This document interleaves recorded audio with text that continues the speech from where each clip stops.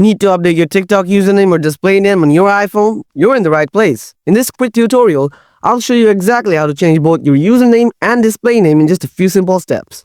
Let's jump straight into it. To change your TikTok display name, open the TikTok app on your iPhone.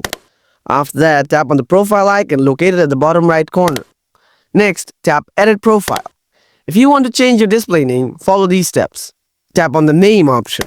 Enter your new name in the field provided. Once done, tap Save in the top right corner. If you want to change your username, follow these steps. Tap on the Username option. Type in your new username in the field. Then tap Save to confirm. Make sure your username is unique and only includes letters, numbers, underscores, or periods. Also, remember that you can only change your username once every 30 days. And that's it. You've successfully updated your TikTok username and display name on your iPhone. If you found this tutorial helpful, don't forget to like, subscribe, or share it with your friends.